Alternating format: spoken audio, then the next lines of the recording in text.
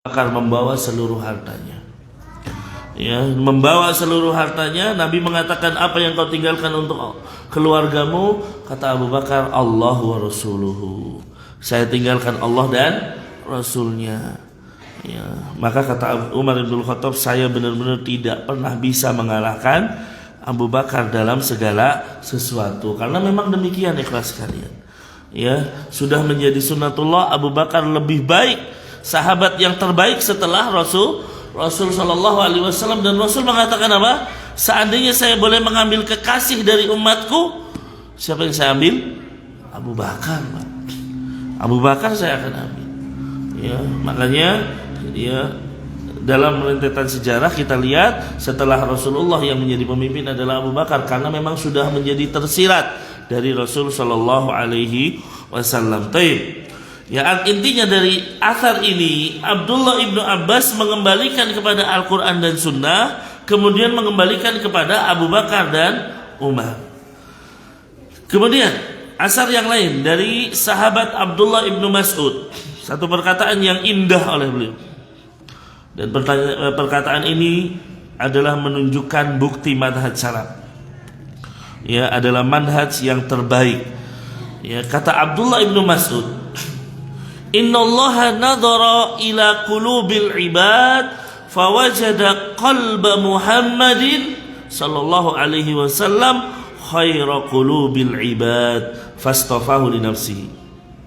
Kata Abdullah bin Mas'ud, sesungguhnya Allah melihat hati-hati para hambanya. Dilihat tuh hatinya. Ternyata apa? Fawajada qalba Muhammad, Allah mendapatkan hatinya Muhammad sallallahu alaihi wasallam adalah hati yang terbaik di antara para hambanya, khaira qulubil ibad. Makanya apa? Allah memilihnya untuk dirinya. Allah pilih Nabi Muhammad untuk mengemban risalahnya. Ya. Kemudian apa? Fafta'asahu bi risalatihi, dan memberikan risalah kepadanya. Summa nadhara fi qulubil ibad ba'da qalbi Muhammad. Setelah hati Rasulullah dilihat, ternyata Rasulullah menjadi hati yang paling baik, paling bersih. Meskipun demikian, tetap pada waktu kecil dicuci dulu dengan air Zam-Zam oleh Jibril dan lain sebagainya. Tetapi apa? Hati Rasulullah menjadi hati yang terbaik. Setelah melihat hati Rasulullah, summa nadhara fi qulubil ibadi ba'da qalbi Muhammad, Allah melihat hati-hati para hamba setelah hatinya Rasulullah Muhammad. Mana yang dilihat? Fawajada quluba ashabihi khaira qulubil ibad. Ternyata Allah melihat hati para sahabatnya adalah sebaik-baiknya hati. Faja'alahum wuzara'a nabiyhi, maka Allah jadikan mereka sebagai wakil dari nabinya. Jadikan apa? Para sahabat sebagai wakil dari nabinya. Yuqatiluna ala dinihi, yang mereka apa? Ya, berperang di atas agamanya. Ya. Lalu apa kata Ibnu Mas'ud? Fama ra'au syai'an fahuwa fama ra'al muslimuna hasanan fahuwa indallahi hasanun wa ma ra'au sayyi'an fahuwa indallahi sayyi'un. Kata Abdullah bin Mas'ud, maka apa yang dilihat oleh para sahabat itu baik, berarti itu di sisi Allah baik. Tapi apa yang dilihat oleh para sahabat adalah sebuah keburukan, berarti di sisi Allah keburukan. Subhanallah. Perkataan yang indah oleh Abdullah ibnu Mas'ud. Kita lihat di sini. Allah Subhanahu wa taala melihat hati manusia.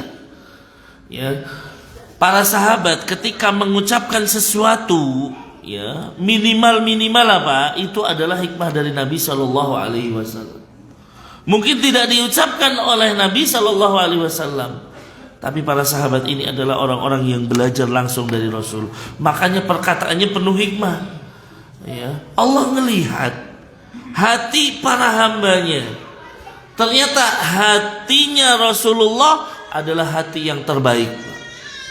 Ya, hati yang terbaik di antara hati-hati yang ada.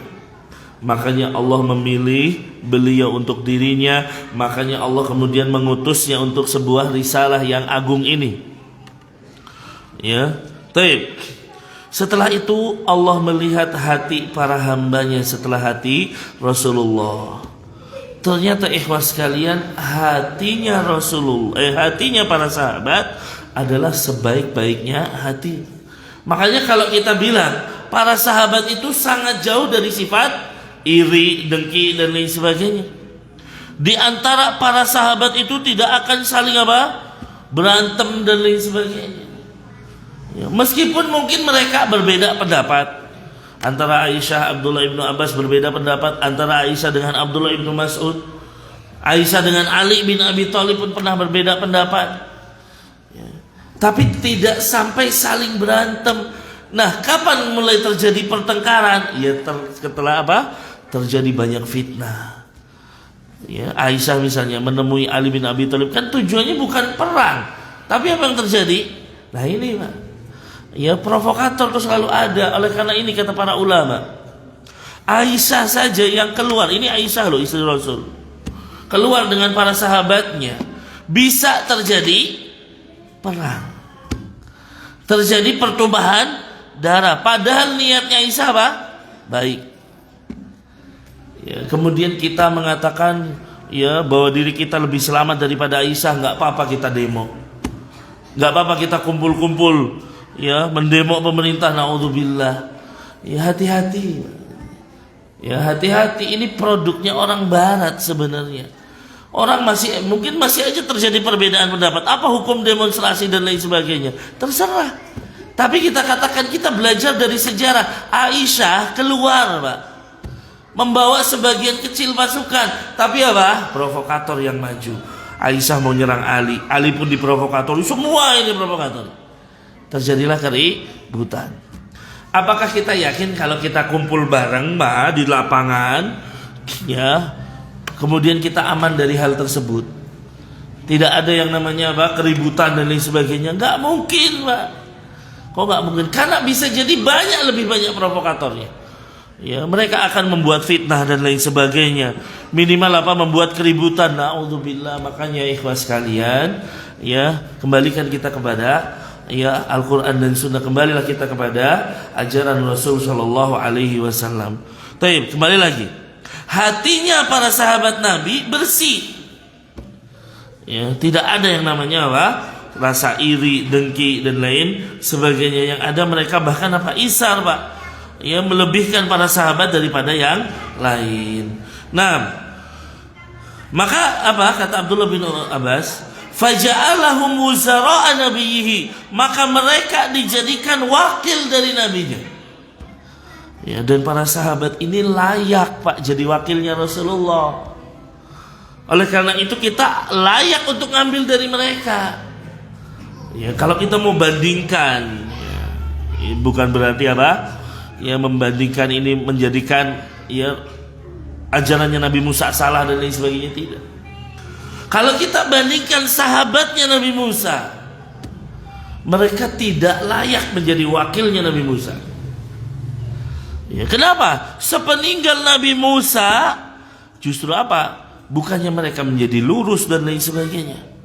Kan sebelum Nabi Musa meninggal, terjadi peristiwa Tih, yang mana Allah perintahkan Bani Israel masuk ke dalam bumi Palestina. Mereka mengatakan, idhab anta wa rabbuka, pergi engkau wahai Nabi Musa dan Tuhanmu, kami di sini nunggu sambil duduk. Kalau kamu udah bisa ngalahin mereka, kami masuk. Apa yang Allah berikan kepada mereka? Ya, mereka tidak bisa mengetahui arah. Ya, selama berpuluh-puluh tahun, ya nggak tahu arah depan, belakang, kanan, kiri, nggak tahu. Nah, di saat-saat ini Nabi Musa meninggal. Nabi Musa meninggal. Nanti digantikan oleh Nabi Yusa dan lain sebagainya. Lihat, ya, apakah mereka setelah dihukum jadi lurus? Tidak. Hampir-hampir Taurat itu hilang, nggak ada yang hafal Taurat. Muncul seorang nabi bernama Uzair. Ya, Uzair ini dikatakan nabi atau sebagian mengatakan orang soleh. Ya. Ketika Taurat sudah hilang dari mereka, nggak ada yang apal Taurat. Ini bedanya dengan sahabat Nabi. Sahabat Nabi itu Al-Quran rasih di dalam akal mereka, tapi Taurat tidak. Nggak ada yang hafal Taurat, muncul Uzair. Oh, kita menganggap Uzair orang soleh, kita menganggap Uzair seorang nabi. Mungkin karena dia menghafal Taurat, bisa mendiktekan Taurat dari awal sampai akhir. Ya, kan kalau kita sebagai seseorang ya yang beragama, oh ya udah berarti dia hafal Taurat selesai. Tapi tidak terjadi dengan sahabat-sahabatnya Nabi Musa. Oh, ini nih anaknya Allah, kan gitu terjadi. Ya. Yang terjadi apa? Malah menyimpang dari apa yang diajarkan Nabi Musa. Ada orang soleh datang hafal Taurat, lalu mereka dengan serta-merta mengatakan Uzair adalah anak Allah. Ya, waqalatil yahudu Uzairun ibnullah. Orang-orang Yahudi dengan tegas mengatakan Uzair adalah anak Allah. Secara tidak langsung mereka melakukan dua kesalahan. Kesalahan pertama mengejek Nabi Musa. Kesalahan kedua menjadikan Tuhan punya anak. Kok disebut mengejek Nabi Musa? Loh, Taurat diturunkan kepada siapa? Nabi Musa. Tapi mereka nggak mengatakan Nabi Musa Tuhan atau anak Tuhan. Ya, jadi seakan-akan meremehkan. Nah, masih bagusan Uzair daripada Musa. Naudzubillah, itu terhadap orang Yahudi kita lihat. Ya. Kemudian apa? Menjadikan Allah punya anak. Makanya ikhwas sekalian, sampai sekarang inilah menunjukkan keindahan Islam sampai sekarang. Satu-satunya agama yang mengamalkan Pancasila sila pertama. Ya nggak Pak? Satu-satunya agama yang mengamalkan Pancasila sila pertama, ketuhanan yang Maha Esa, hanya Islam. Yang lain nggak ada Pak. Ya, Yahudi punya anak Uzair, Nasoro, Hindu, Buddha, semuanya ada anaknya. Semuanya punya Tuhan yang banyak Pak. Makanya kita bersyukur dengan kenikmatan Islam, satu-satunya agama yang menyuruh kita mengesahkan Allah Subhanahu wa taala. Beribadah hanya kepada Allah Subhanahu wa taala. Nah, maka ikhwas sekalian, ya layak para sahabat Nabi ini menjadi apa? Wakil Nabi. Ya, dan layak bagi kita untuk mengambil ilmu dari mereka, mengambil ajaran Islam dari mereka. Ya. Jadi kalau kita mau beribadah, ya ambillah para sahabat Nabi. Ya. Apa? Ya karena mereka layak, hati mereka bersih. Mereka belajar dari Rasulullah. Mereka itu hampir setiap ada wahyu turun, melihat bagaimana wahyu turun. Ya, ketika wahyu turun, Rasulullah misalnya menerima wahyu, terkadang para sahabat ada di sekelilingnya, Pak, lihat. Makanya ketika kematian Rasulullah, banyak para sahabat itu bersedih, bukan bersedih sekalipun, atau bukan bersedih dengan kehilangannya Rasulullah atau Rasulullah meninggal. Itu jelas kita kehilangan Rasulullah, tapi yang paling mereka juga bersedih apa? Wahyu sudah tidak turun lagi. Wahyu sudah tidak turun lagi. Nah, ya maka sekali lagi para sahabat layak untuk menjadi wakil nabinya, layak untuk kita ambil ya ajarannya. Yuqatiluna ala dinihi, mereka ya berperang di atas agama ini. Fama ra'ana, di sini kalimat yang indah. Apa yang dilihat oleh mereka baik, berarti di sisi Allah baik, udah gitu aja. Tapi apa yang dilihat oleh mereka buruk, berarti di sisi Allah buruk.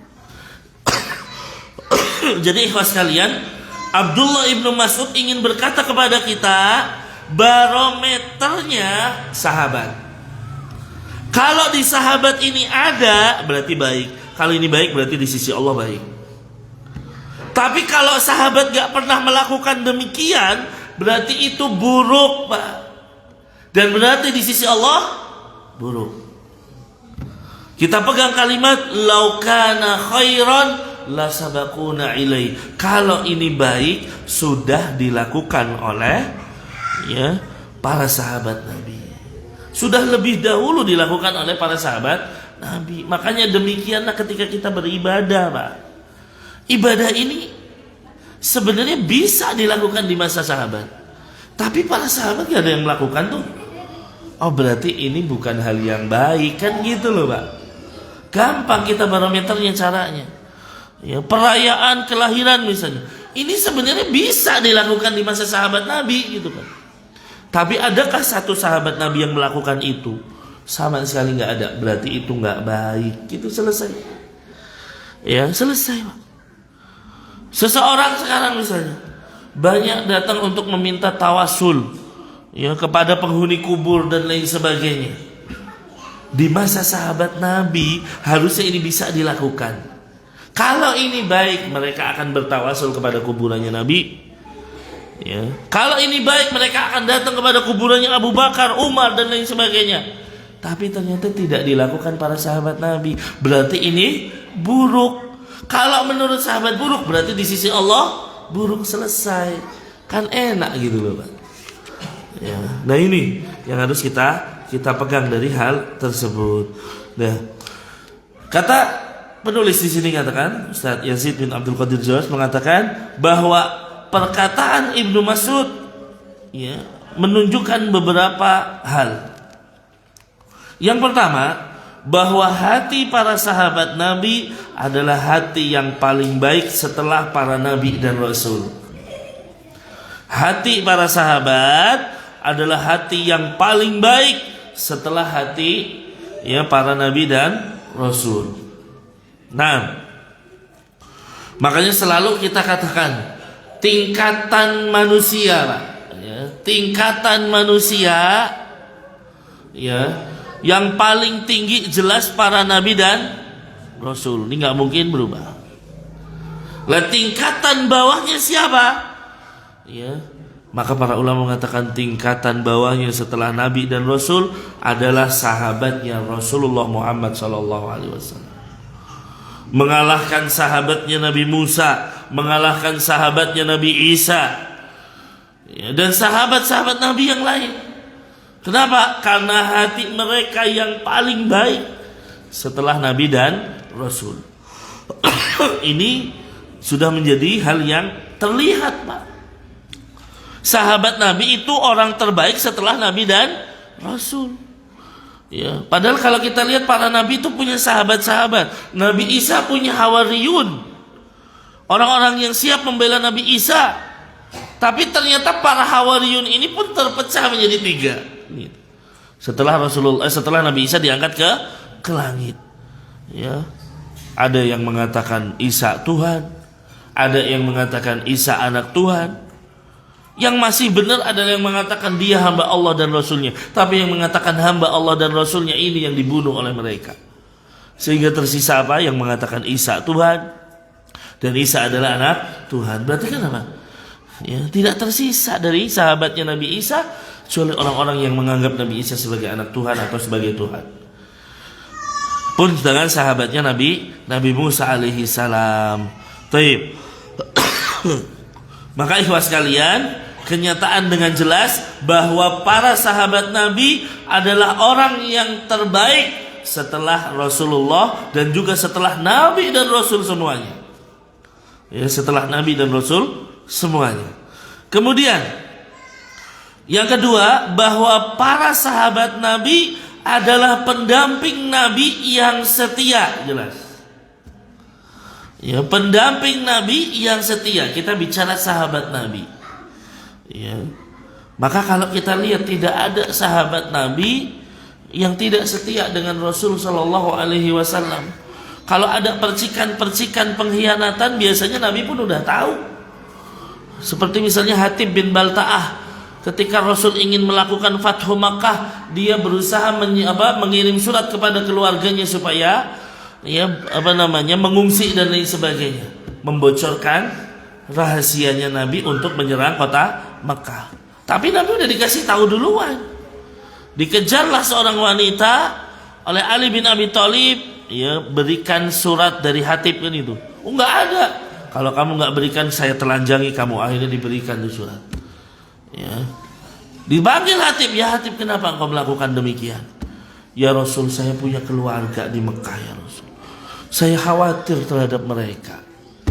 Ya, sahabat mengatakan, ya Rasul, biar saya penggal kepalanya Hatib. Apa kata Nabi? Lah, Dia adalah orang yang ikut perang Badar, diampuni dosanya, selesai. Masya Allah. Ya paling seperti itu kejadiannya. Bukan berarti ingin apa? Ya Rasulullah meninggal atau misalnya Islam kalah, tidak. Tapi dia pikirkan, aduh keluarga saya biar ngungsi dulu deh. Ya, sehingga apa? Nanti begitu Fathu Mekah aman dan lain sebagainya. Ya. Yang ada pengkhianatan itu terjadi pada orang-orang munafik, kan jelas. Ya, kalau munafik memang jelas mereka, bukan para sahabat Nabi. Baik. Kemudian catatan yang ketiga bahwa para sahabat Nabi adalah pejuang, pembela Islam. Ya, dengan perantaraan mereka agama Islam tersebar ke seluruh pelosok negeri ini. Ya, nah, maka ikhwas kalian, dengan perjuangan para sahabat Nabi, Palestina bisa ditaklukkan. Dengan perjuangan para sahabat Nabi, Islam menyebar ke seluruh penjuru. Ya, mereka siap berperang. Tidak ada dari mereka istilahnya apa? Takut. Tidak ada di istilah mereka apa? Pengecut, itu tidak ada. Makanya peperangan pertama tercatat dalam sejarah perang Badar. Jumlahnya kaum muslimin 300-an. Ya, 315 atau kurang atau lebih. Jumlahnya kaum musyrikin ya 950 lebih bahkan. Ya. Begitu melihat pasukan ini, Rasul melihat kepada Muhajirin dan Ansor, gimana ini kita? Ya. Kaum Muhajirin mengatakan, Rasul jangan khawatir, kita siap membela engkau. Lihatlah Rasul kepada kaum Ansor. Ya, kata pemimpin kaum Ansor, ya Rasul, seakan-akan engkau ragu dengan kami. Kami ini bukannya pengikut Nabi Musa yang mengatakan idhab anta wa rabbuka faqatila innaha huna qaidun. Kami bukan pengikutnya Nabi Musa yang mengatakan pergi kamu dengan nabimu, kami di sini duduk nunggu, kan itu. Tidak, tapi idhab anta wa rabbuka, pergilah engkau dengan Tuhanmu, kami ngikutin di belakang. Gak ada kami akan lari dari peperangan ini, tidak. Nah, baru Rasul tenang. Ya, terjadilah peperangan tersebut dan Allah Subhanahu wa taala memenangkan nabinya dengan bantuan juga para malaikat yang turun. Meskipun kaum musyrikin diprovokatori oleh iblis dan bala tentaranya, serang, kita akan membawa pasukan untuk mengalahkan Muhammad, kata setan dan bala tentaranya. Tetapi ternyata setan ini melihat apa? Malaikat turun dari langit. Ya, enggak jadi mereka. Mundur semua itu para tentaranya setan. Kata mereka, saya melihat apa yang tidak kalian lihat. Ya, artinya sempat dicegah oleh orang-orang musyrik. Loh, katanya membantu kita. Ya, mereka mengatakan kamu nggak lihat apa yang saya lihat. Ternyata para malaikat turun dari langit. Yo, iblis takut. Ya, setan pada ketakutan. Nah, jadi mereka siap berperang. Ya, bahkan kalaupun harus mengorbankan nyawa mereka, tidak ada rasa takut dari para sahabat Nabi ridwanullah alaihim ajmain. Kemudian ikhwas kalian, mereka adalah orang yang paling paham tentang Islam, paling tahu, paling selamat dan paling bijaksana. Para sahabat orang yang paling paham tentang Islam. Udah, ini kita harga mati, Pak. Jangan ragu lagi bahwa sahabat yang paling paham tentang Islam. Apalagi apa? Di antara mereka saling belajar. Kalau ada yang belum tahu, akan didatangi yang tahu. Ya, Abdullah bin Abbas terbiasa berdiri di tempat sahabat atau tiduran di pintu rumahnya para sahabat hanya untuk mendengarkan satu hadis. Ini sekelas Abdullah bin Abbas, karena Abdullah bin Abbas termasuk sahabat sighar, Pak. Jadi pada saat diutus Nabi, Abdullah bin Abbas masih remaja, ya, umur 7 atau 8 tahun. Dan ini menunjukkan apa? Hadisnya anak-anak muda yang dulu sudah mumayyiz diterima. Ya, dia dapat hadis dari Rasul, kemudian diriwayatkan ketika umurnya mungkin udah 15 tahun, 20 tahun, diterima hadisnya. Tapi Abdullah bin Abbas banyak ilmu yang belum diketahui. Apa yang dilakukan? Dia datangi Abu Musa al-Ash'ari. Dia datangi siapapun sahabat. Kalau mendengar fulan sahabat ini punya hadis, dia akan langsung lari ke situ. Inilah semangatnya Abdullah bin Abbas, Pak. Hanya untuk mendapatkan satu hadis. Makanya Abu Musa al-Asy'ari melihat Abdullah bin Abbas di luar. Ada apa engkau wahai keponakannya Nabi, kan gitu. Ibarat kata anaknya pamannya. Berarti dia ahlul bait. Para sahabat juga menghargai ahlul bait. Ya. Saya mendengar engkau punya hadis. Lah kalau tahu gitu saya datang ke tempatmu. Ya. Apa kata beliau? Bukan begitu cara kami menghormati ulama.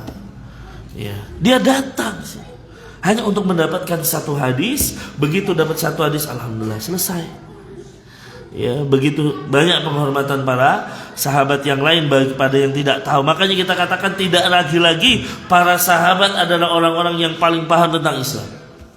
Ketika sahabat gak tahu bagaimana cara mandi, ya, cara mandi wajib, cara wudunya Nabi, maka mereka tidak ragu untuk mendatangi Aisyah. Tidak ragu untuk mendatangi istri-istrinya yang lain, hanya untuk mendapatkan bagaimana cara Rasulullah mandi. Ya, tanya kepada Aisyah. Ya, karena itulah memang hikmah kenapa Rasulullah menikah dengan banyak wanita. Salah satunya adalah untuk mengabarkan kepada kita al-umuru ad-dahiliyah, perkara-perkara yang ada di dalam rumah tangga Rasulullah itu apa aja. Nah, ini dinukil oleh para istri Nabi kepada sahabat yang lain. Jadi nggak ada dalam istilah sahabat itu masing-masing punya ego. Saya udah punya hadis segini, selesai. Ya, Abu Hurairah sudah punya hadis segini, selesai. Enggak, mereka saling belajar. Makanya sering kita katakan, Pak, kalimat sami'tu atau qala, mana yang lebih kuat, Pak? Kalau kita mengatakan sami'tu Nabi dengan qala Nabi atau qala Rasulullah, mana yang lebih kuat? Ya, kalimat sami itu benar. Kenapa? Karena sami itu berarti dia mendengar langsung dari Rasul Shallallahu Alaihi Wasallam. Ketika misalnya Abdullah bin Umar mengatakan sami itu Rasulullah Shallallahu Alaihi Wasallam, berarti dia langsung mendengar dari Nabi. Tapi ketika mengatakan qala, ini tidak mesti sahabat dengar langsung dari Nabi. Tapi mereka saling belajar. Ya. Hari ini Abdullah bin Umar ketemu Rasulullah, dapat hadis. Sorenya ketemu Abu Hurairah, diajarkan sama Abu Hurairah. Tadi Rasulullah mengatakan demikian. Maka bagi Abu Hurairah berhak mengatakan qala Rasulullah, padahal dia tidak mendengar dari Rasul. Ini bukan kedustaan bagi para sahabat Nabi, dan itu boleh bagi para sahabat Nabi. Kenapa? Saling meriwayatkan hadis.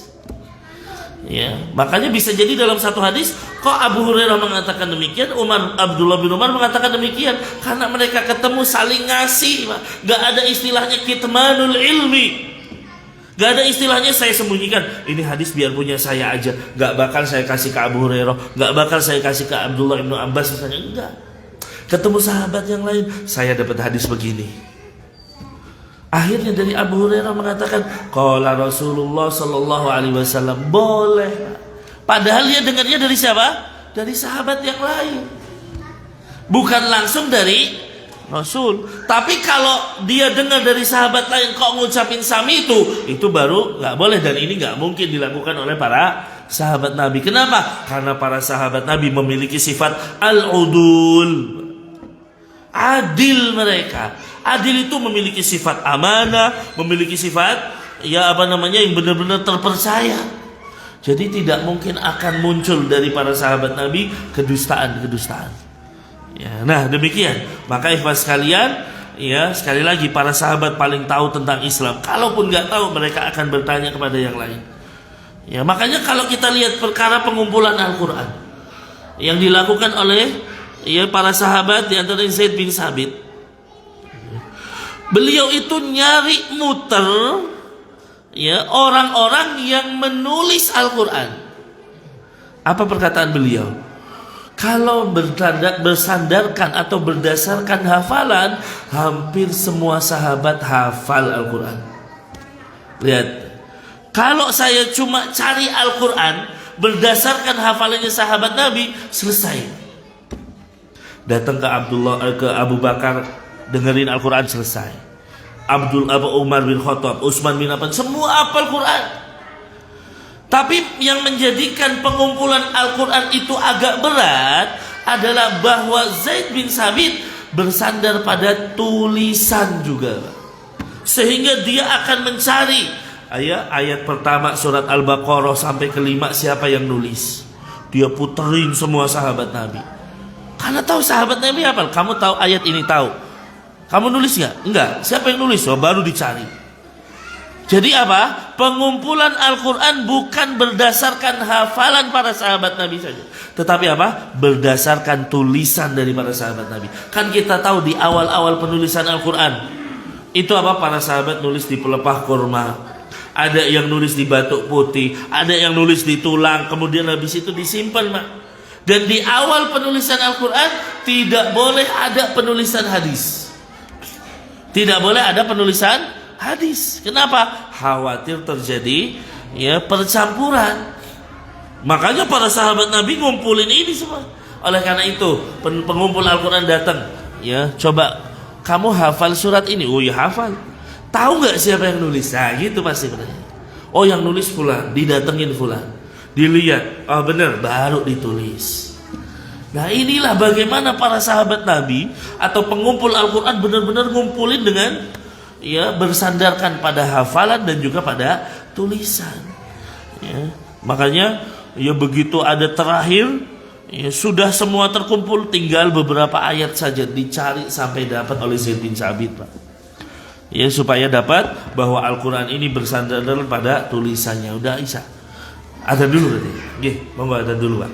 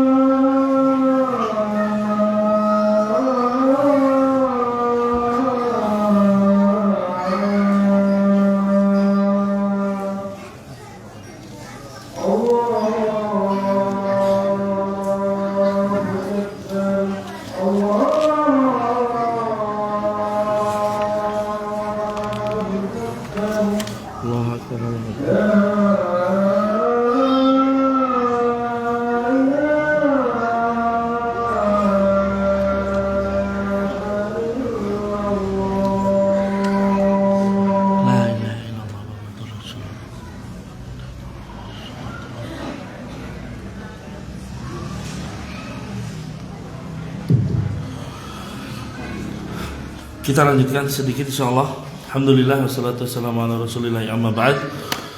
Catatan yang kelima, bahwa ijma sahabat adalah maksum. Ya, bahwa kesepakatan para sahabat itu tidak mungkin akan terjadi kesalahan. Nah, ini yang harus diperhatikan. Kalau sahabat bersepakat dalam satu hal, berarti itu ya benar semua. Makanya apa yang dipandang baik oleh mereka, maka baik pula di sisi Allah Subhanahu wa ta'ala. Oleh karena ini kita katakan, kalau sahabat sudah bersepakat dengan sesuatu, berarti kesepakatan ini adalah tidak mungkin terjadi kesalahan. Ini sifatnya kesepakatan para sahabat. Kecuali kalau terjadi perbedaan pendapat. Nah, ini. Ya, tapi kalau sudah sepakat, berarti maksum mereka. Abdullah bin Mas'ud juga menambahkan, beliau mengatakan, man kana minkum muta'assiyan falyata'assa bi ashabi Muhammadin sallallahu alaihi wasallam. Barang siapa, nah ini berarti ya perintah dari Abdullah bin Mas'ud. Barang siapa di antara kalian yang ingin mengambil teladan, siapa yang pengen mengambil teladan, falyata'assa bi ashabi Muhammadin sallallahu alaihi wasallam, maka hendaknya ambillah teladan dari sahabat Rasulullah sallallahu alaihi wasallam. Kenapa demikian? Fa innahum kanu abarra hadhil ummah quluban. Yang pertama, mereka adalah umat yang paling baik hatinya. Ini sudah kita sampaikan tadi. Ya, bahwa mereka adalah umat yang paling baik hatinya. Makanya ikhlas kalian, kalau mau membedakan orang munafik dengan para sahabat Nabi, kalau dari sisi zahir nggak mungkin kelihatan, Pak. Kok nggak mungkin kelihatan? Loh, munafik juga penampilannya sama, sholat juga di Masjid Nabawi, ya. Sahabat demikian sahabat. Cuman yang membedakan munafik dengan sahabat apa? Hatinya. Makanya urgensi bagaimana memperbaiki hati kita. Yang menjadikan munafik rusak karena hatinya tidak beriman dengan Rasul sallallahu alaihi wasallam. Maka di sini fa innahum kanu abarra hadhil ummah quluban. Mereka yang paling baik hatinya dari umatnya Nabi Muhammad. Wa a'maqaha ilman, yang paling dalam ilmunya. Ya, paling dalam ilmunya. Tadi kita sudah katakan, para sahabat itu ya mereka paling paham tentang Islam.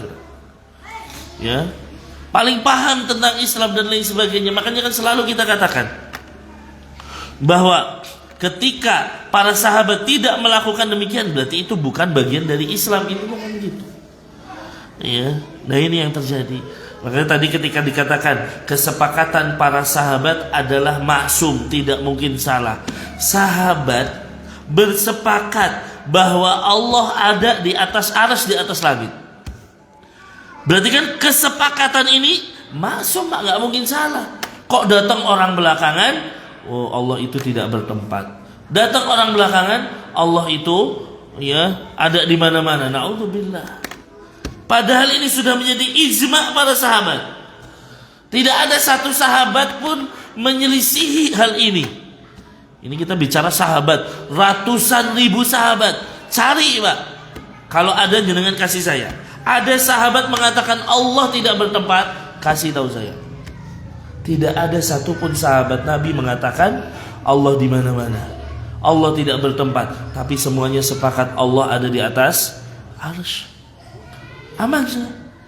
Nah, maka ikhlas kalian, mereka itu paling dalam ilmunya. Dan mereka kalau kita bicara bahasa Arab, mereka paling fasih ya, paling fasih. Maka ketika ada orang, ya seorang budak wanita, aina Allah, terus dia mengatakan Allahu fis sama. Ada nggak sahabat maksudnya ini bukan di langit loh. Maksudnya ini begini-begini. Enggak, mereka paling fasih bahasa Arab loh, Pak. Jelas. Nah, maka mereka paling dalam ilmunya. Wa aqallaha taqallufan. Paling sedikit bebannya. Ya, mereka itu tidak memikirkan dunia. Artinya dunia mereka cari tapi bukan menjadi tujuan utama. Karena kalau orang sudah mikirannya dunia, yo bebannya berat. Nanti bagaimana ini, dan lain sebagainya. Ya. Anak saya begini, ya, istri saya begini dan lain sebagainya. Makanya aqalluha taqalluban. Wa aqwamaha hadiyan. Kemudian apa? Paling lurus petunjuknya. Wa ahsanaha halan, dan keadaannya paling baik. Kata beliau, qauman ikhtarahumullahu li suhbati nabiyhi. Satu kaum yang Allah pilih untuk menemani nabinya. Fa'arifu lahum fadlahum, maka kenalilah keutamaan mereka. Wattabi'uhum fi atharihim, ikutilah ya ajaran mereka. Fa innahum kanu alal huda al mustaqim, karena mereka itu berada di dalam petunjuk yang lurus, di jalan yang lurus. Beliau juga mengatakan, ya, di dalam asar yang lain diriwayatkan oleh Al-Imam Ad-Darimi, beliau mengatakan ittabi'u wa la tabtadi'u faqad kufitum wa kullu bid'atin dolalah. Kata Abdullah ibnu Mas'ud, ikutilah oleh kalian Rasulullah sallallahu alaihi wasallam, ya, apa? Maka itu sudah cukup. Janganlah kalian melakukan sebuah hal yang tidak ada contohnya, karena setiap hal yang tidak ada contohnya adalah apa? Sesat.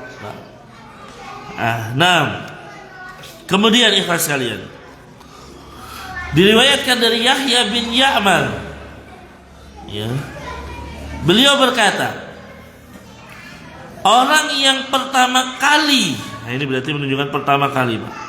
Dan ini sepeninggalnya Nabi SAW. Orang yang pertama kali berbicara tentang takdir di Basrah, ya, Basrah berarti saudaranya Kufah di Irak sana, Pak.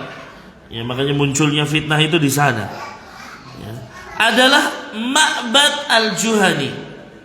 Ya, Ma'bad al-Juhani. Siapa dia? Dia yang mengatakan bahwasanya perkara itu terjadi begitu saja, tidak ada takdir dan lain sebagainya. Kemudian aku bersama Humaid ibn Abdurrahman al-Himyari, ya, dua-duanya ini tabi'in, Pak. Dua-duanya ini tabi'in. Sebenarnya mereka sudah paham ini bukan perkataan Rasulullah. Tapi apa? Mereka ingin memastikan apakah perkataan Ma'bad al-Juhani yang mengatakan bahwasanya perkara ini terjadi begitu saja benar atau tidak. Mereka sengaja pergi untuk haji atau umrah. Mereka berangkat haji atau umrah. Ya, kata mereka apa? Seandainya nanti kami bertemu dengan salah seorang sahabat Rasulullah, kami akan bertanya tentang apa yang dikatakan oleh Ma'bad al-Juhani. Berarti intinya perkataan mereka apa? Ya, supaya kita pasti saya tanyakan kepada sahabat Nabi. Mereka sengaja untuk umrah atau haji, Pak, demi untuk bertanya hal ini. Subhanallah. Berarti apa? Mereka mengetahui, ya, bahwa pemahaman para sahabat Nabi inilah yang paling benar.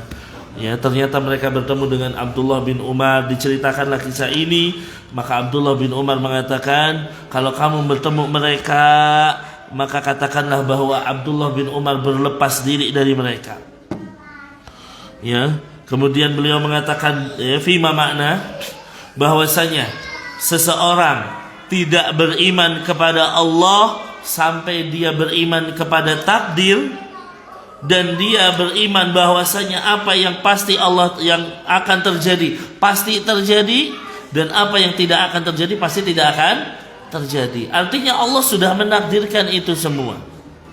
Nah ini jawaban dari Abdullah bin Umar kepada mereka. Nah, ikhwas sekalian, berarti di sini para tabi'in paham. Sebenarnya ya Yahya bin Ya'mar dan Abdurrahman al-Himyari sudah paham ini bukan perkataan yang benar. Cuman untuk memastikan mereka berdua sampai rela berjalan kaki untuk melakukan ibadah haji, ibadah umrah demi bertemu dengan para sahabat Nabi. Maka dari sini ikhwas sekalian, ini menunjukkan bahwa tabi'in berpendapat bahwa manhajnya para sahabat adalah hujjah. Ya, dan segala kejadian yang muncul sepeninggal mereka harus dihadapkan pada manhaj dan pemahaman para sahabat Nabi, karena ia sebagai tolak ukur dalam menerima dan menolak kejadian tersebut. Baik. Ya, satu lagi ya adalah asar dari Sa'id ibn Jubair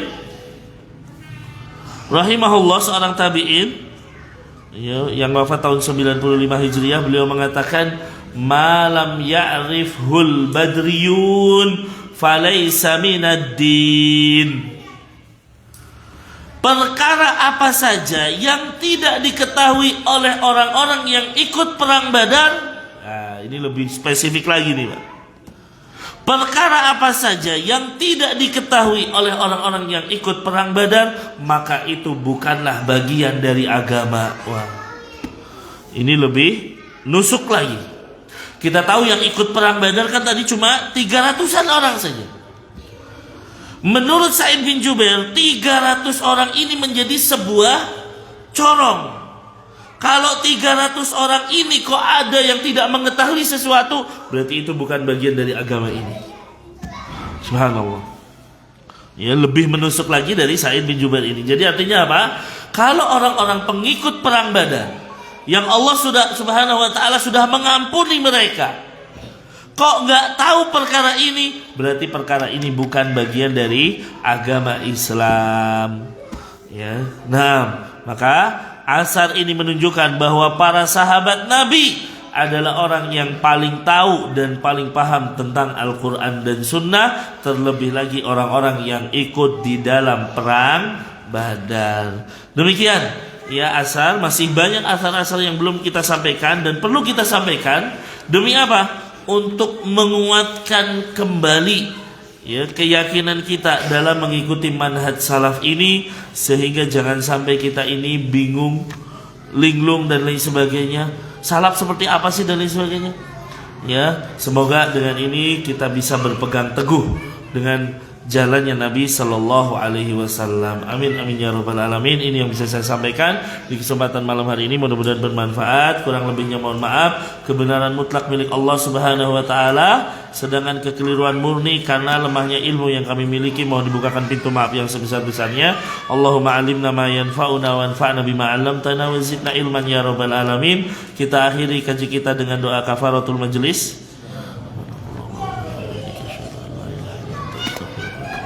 Assalamualaikum warahmatullahi wabarakatuh.